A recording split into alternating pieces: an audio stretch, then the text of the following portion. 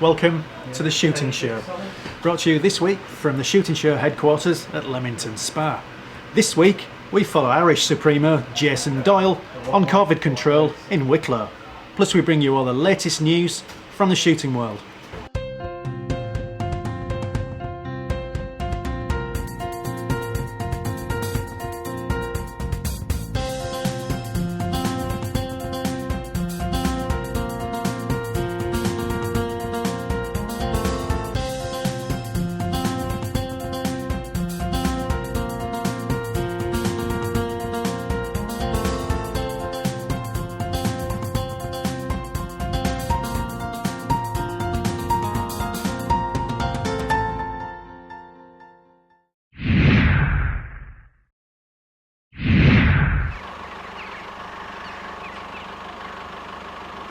Well, this is our first morning out this summer on standing corn. Some of this barley is lodged with the heavy showers we've been having, and the crows have been hitting it now for about a week. Farmer was onto us early in the week and we've kept an eye on it, and today is the first day we're going to shoot it. A lot of crows building up in the grass field beside us as we came in, waiting for the barley to dry off, and then they'll be in here. A couple of big lodged areas on it, one up behind us and one here in front of us. So we're just having a scout around now, see where's the best place to put a hide. We're restricted here, we have a big drainage ditch right around the field, so yeah, we're gonna just have to get a hide in wherever we can really. We might even end up out from the hedge putting in a hide, which isn't ideal, but have another bit of a look around and see what's the best option. Jason's choice of hide location ends up being a little more unorthodox than he'd hoped for. Still, there's no use complaining, it's time to get to work. Well, we've eventually been forced into setting up in the gate into this field, and it's far from conventional hide, and unfortunately it's not ideal, but we've managed to set up. We haven't been able to put the hide poles into the ground because it's just pure gravel, so we've rigged up a sort of scaffolding system. Now we have a great field of view here, but unfortunately we're a little bit exposed to the crows. We had no other option. We need to be set up in the area where they're feeding. We've built the hide as best we can, so we're going to give it a half hour and see how the birds react. Jason says it'll take half an hour, but 5 minutes is all we'll need. The birds are here in numbers, and though they originally stay out of range, it's only a short time before one corvid strays towards Jason's waiting gun.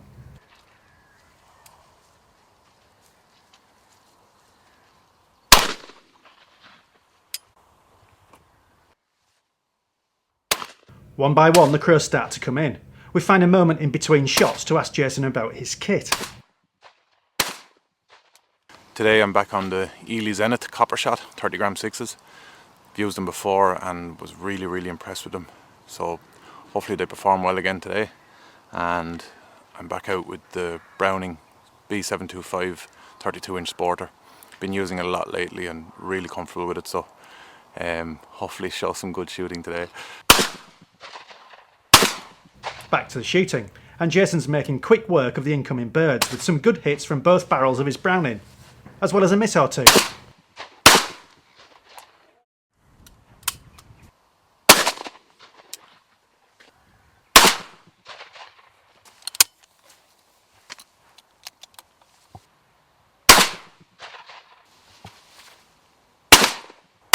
A wide field of view from the hide means Jason needs to stay alert. The crows could come from either side, or even, on the odd occasion, directly from behind us.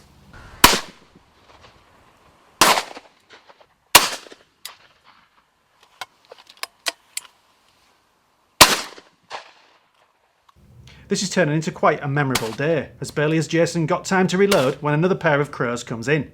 It's fast and frantic stuff.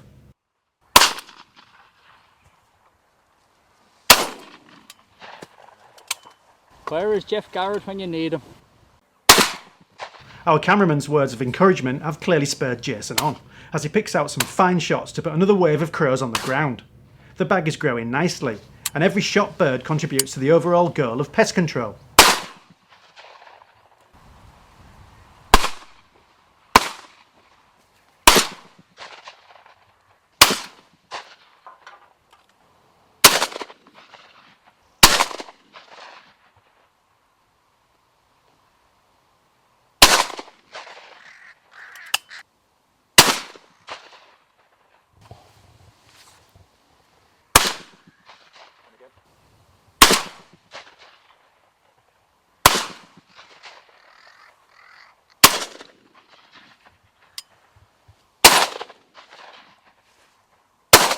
That's been a really busy first hour and a half. We've 61 on the clicker.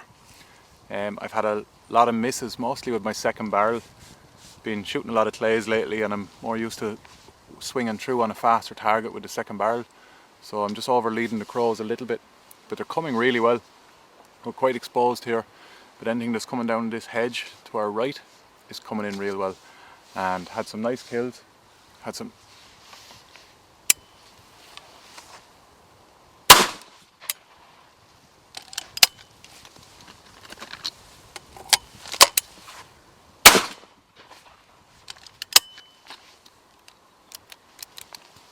It's another two for the clicker, but had some nice kills with the eelies. Everything seems to be working fairly well. So we have another half slab of shells. So the way it's going, we'll probably be through that in an hour. We'll have a bit of pick up and see how we got on. Jason clearly prefers shooting to talking, so we let him get on with it.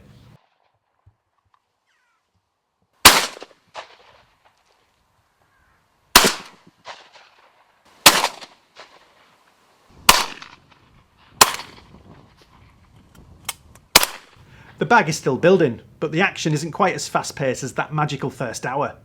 Jason slows the tempo and makes sure every shot counts, scoring some fine kills on the longer range birds.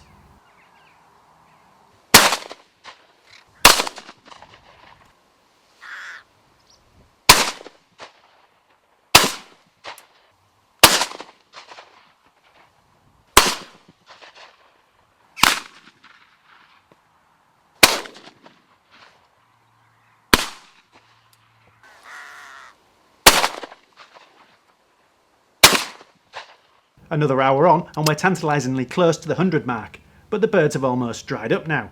Surely we'll make it over the line.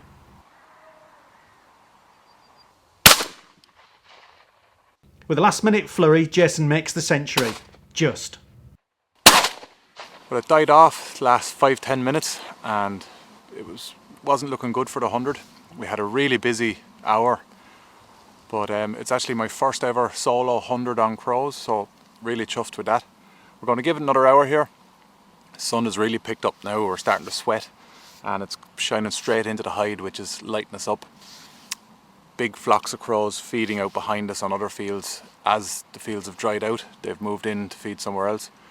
So it might be the end of it here, but we'll give it another hour. We've only been here 2. If we can pick up another 15 or 20, every one counts. But we'll only get 2 more before close of play. We have a hell of a big rain cloud coming behind us, so unfortunately it's time to bail out.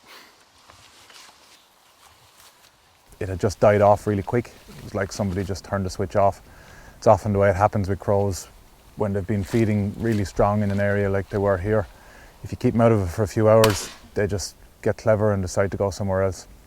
As a pest control mission, it worked really well today. We were over 100 birds shot in 2 hours, and as sport it was really good, really enjoyed it. Struggled a little bit at the start. With crow shooting you always have more time than you think you do, and I was rushing some of my shots, especially the second shots, and overleading birds.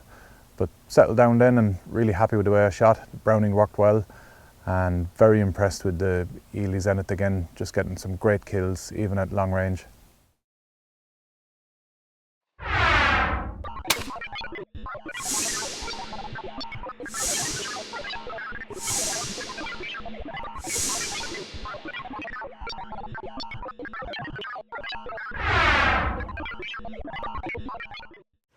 Jason just about getting the century there, and now the shooting show news.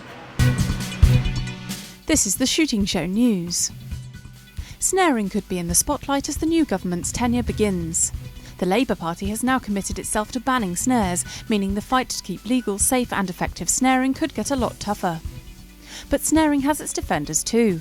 In a debate in the House of Commons, MPs such as Simon Hart and Jim Shannon highlighted the value of snaring to gamekeepers, farmers and conservationists. Geoffrey Clinton Brown said there is no practical and effective replacement for snaring at crucial times of year. The Hopes Estate is the winner of the Golden Plover Award for 2016. The award was presented to the Hopes at this year's Scottish Game Fair, along with a specially commissioned print by Colin Wolfe. Judges said they were impressed by the breadth and variety of management on the Lammermoors estate. Read all about it in iShoot magazine. If you're into wildfowling, don't miss the latest edition of Basque's Wildfowling Guide. It's got details of all the clubs affiliated with Basque's Wildfowling Permit Scheme, which means it's the most comprehensive guide on where to go wildfowling you'll find anywhere.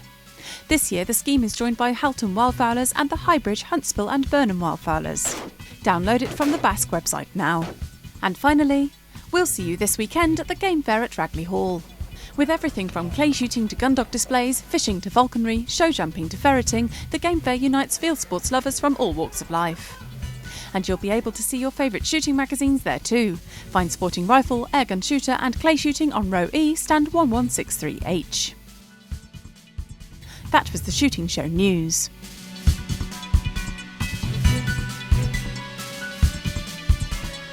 Well, that's it for this week. Thanks for watching. Please like us on Facebook and follow us on Twitter. And if you're not a member of Basque, it's time to join now. Basque, looking after your sport, looking after you. This has been The Shooting Show.